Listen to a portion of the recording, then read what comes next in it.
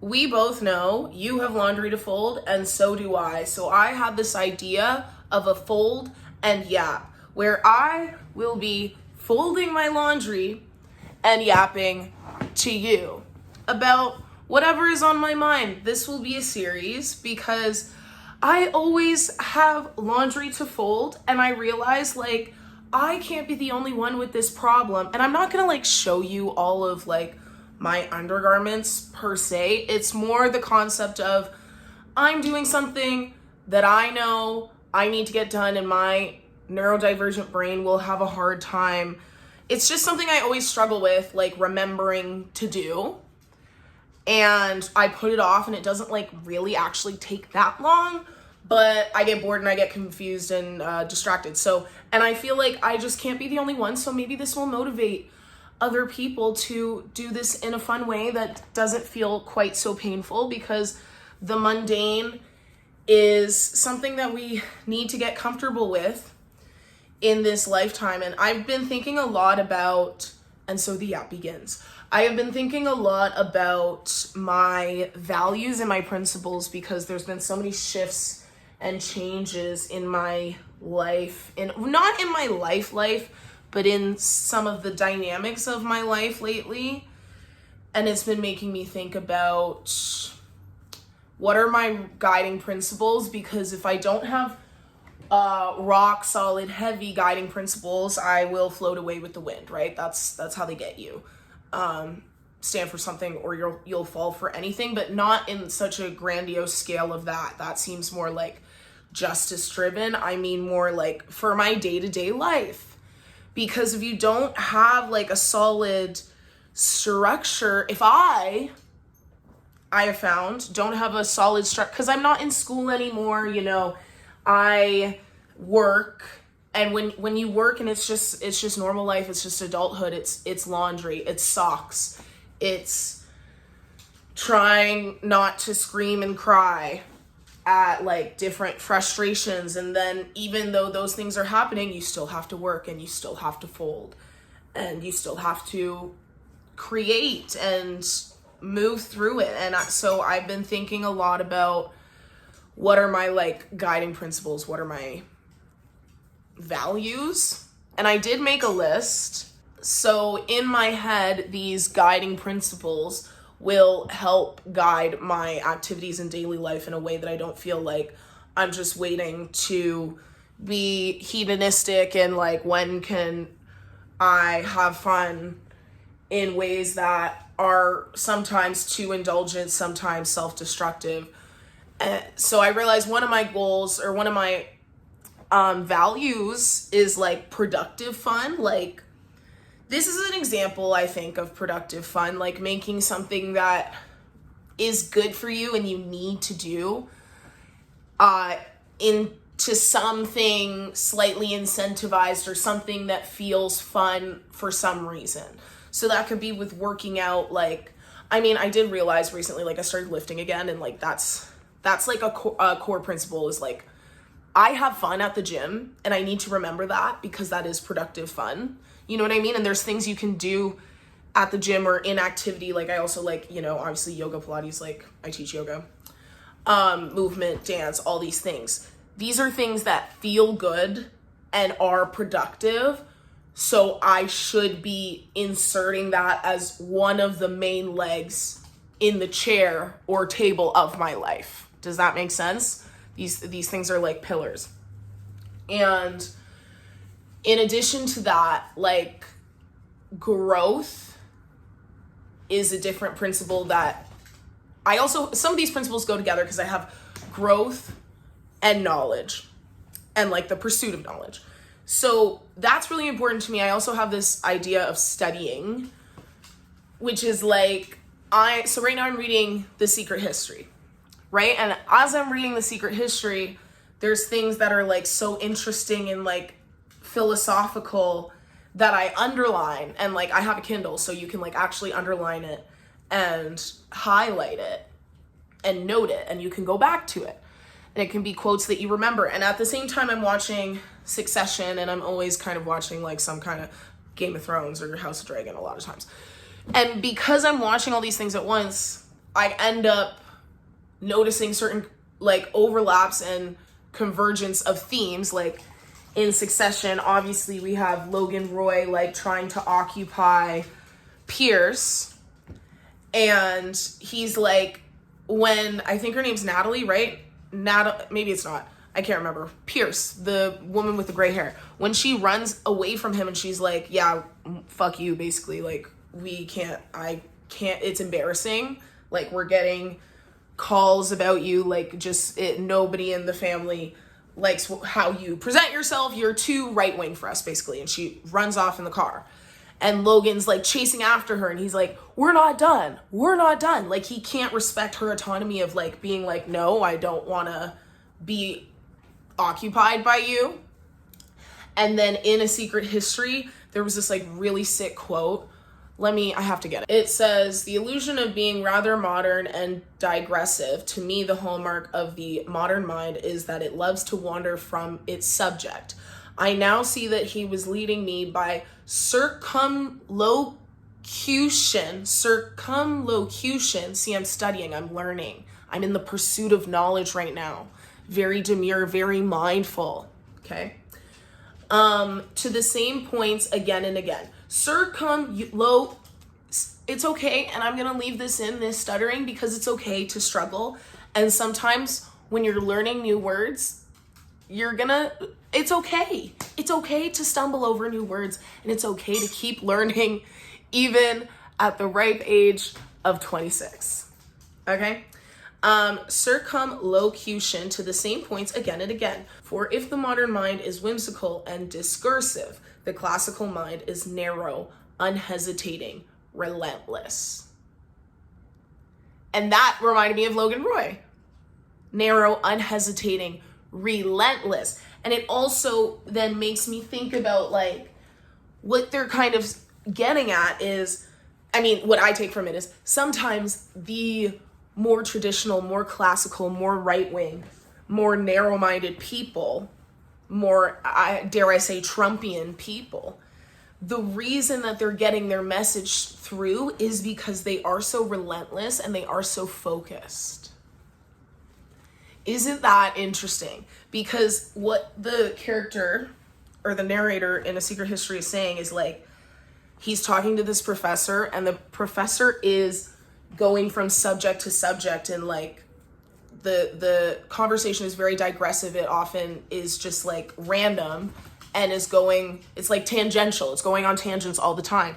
But he's perceiving that as like not a bad thing. He's perceiving it as a hallmark of an open mind.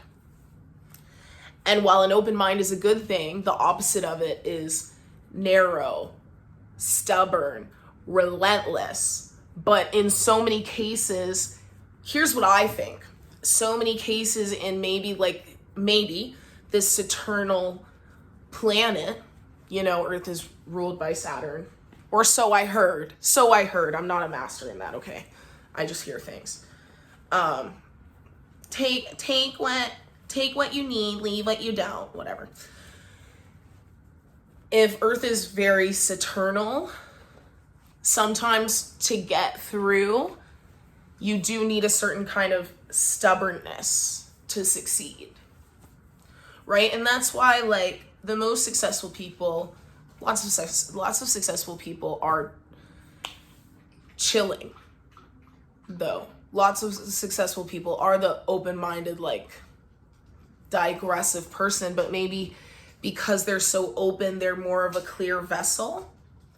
But then on the other hand, to be more like stubborn and more classical and traditional, while you maybe are in the pursuit of something that's not the best for humankind and maybe better for you, you're so focused and you're so stubborn and relentless in your pursuit of that goal that on this planet, shit starts to move for you. Because that's sometimes, like, I really do believe sometimes in sheer force of will. Like, have you ever just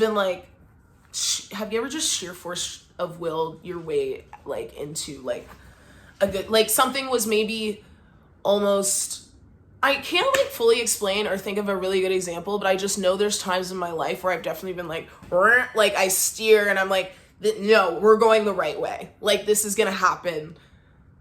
Like I'm gonna get this, I don't know, good thing that I deserve or something. Maybe it's something like that. I'm not sure. I can't really think of a good example. That's something that feels true for me. Do you ever say shit and you're like, what the fuck am I don't know why I'm saying this, but it feels true. Does that make sense? I don't know. Sometimes I don't make sense, and that's okay, you know. I also heard that apparently your prefrontal lobe or cortex, in more Eastern medicine and ideology, it's not developing till you're like 30. Or I think between 28 and 30 is what she had said, this TikTok I saw. And people were like, oh, so like your Saturn return, which would make a lot of sense. And I don't know if you guys have heard that theory that your sign can like transmute into a different sign after you're like 33. I don't know how I feel about that. But I've been feeling very Aquarius lately. Like, yes, I'm Pisces, but I really have been feeling my Aquariusness and because I'm on the cusp. And also my Scorpio risingness. And maybe a bit of Capricorn mooningness in the way I've been processing the things going on in my life. Okay, yes, I know. You want to come up? Okay. Yeah, there you go. Good job. Woo! She's going to get her teeth cleaned today, so I'll give her a special treat or get her a special treat or a toy or something after. Probably treats. Probably treats and those like tough, chewy things. Anyways, she's sitting beside me like she knows what I'm talking about. Yeah, I don't know. I feel that I have a weird emotional processing part of my brain that's like not Pisces, because my sun is Pisces and I'm very Pisces most of the time. But then there's like a part of my soul and my brain that goes, walls up, shut it out. Like, I don't want to deal with this. I don't want to think about this person. I don't want to deal with this situation. I want to tap out. I want to go hardcore. Hardcore meaning like, I don't know. That just means like I want to shut everybody out and I just want to like go beast mode and like try to impress everybody with my success, which at the end of the day is like another form of like, what am I chasing then? And that's when you end up in this interim place, this limbo place of, well, what are my values? You understand? You understand? Back to the point of the video. Yeah, so growth, meaning every day, what am I doing to expand my mind, expand my knowledge? And I'm not trying to be like a self-help book, okay? Because I had that phase when I was 13, and so quite frankly, sometimes I find the conversation about it a little bit tedious, just because it's not actually tedious, okay? And I want to make that clear, but for somebody who was like obsessed with it, like The Secret and stuff when I was like 13, and then like tried to convince my mom of it, and she would like try, but she also like really couldn't just like deal with some 13-year-old probably trying to feed her toxic positivity when she's like trying to stay, you know, financially above water as a single mother of a child who was a dancer. So that shit's not cheap. And so it was probably really annoying for her to hear that from me now that I think about it. And so I have empathy for that now, because at the time I was like, why can't she just change her mind? And I think it's probably a very tough ask to ask someone to do that in that position. And now I actually am very much a person who doesn't love toxic positive. I like positive people. I don't like overly positive people who are overly positive in situations that feel like we're ignoring the problem. That's for me, that's a Pisces transgression. Like, to not hear my feelings out and to not like listen to how I'm feeling or want to talk about the elephant in the room, so to speak. Like, that is something I maybe really distance myself from, I think. Like a toxic positive person. And here's the thing, there's a difference between somebody who can lighten the mood, who can shift the mood, who can get you happier, who can make you laugh, who can shift your state. I think it's about shifting your state. There's a difference between that and trying to put a band-aid on a bullet hole or a big situation. And it's like, you know, something people say about Pisces is you're really good at like reading the emotional undercurrents of things, which for me means it doesn't really matter what's being said at all. And also people say like, I don't know, 80 or 90% of, can't be 90, can it? Maybe it's 80% of communication is nonverbal.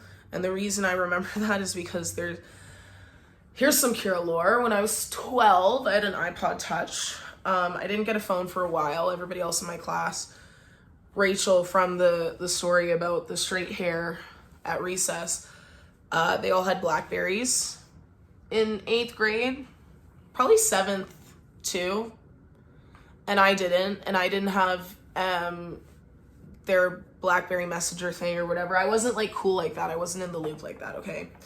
I had an iPod Touch, and I would go onto YouTube and I would download like spoken word poetry onto my iPod, and I would listen to it like on the way to dance in the car over and over again. My sincerest apologies. I ran out of storage and then I took my dog to the doggy dentist, but I hope you finish your laundry.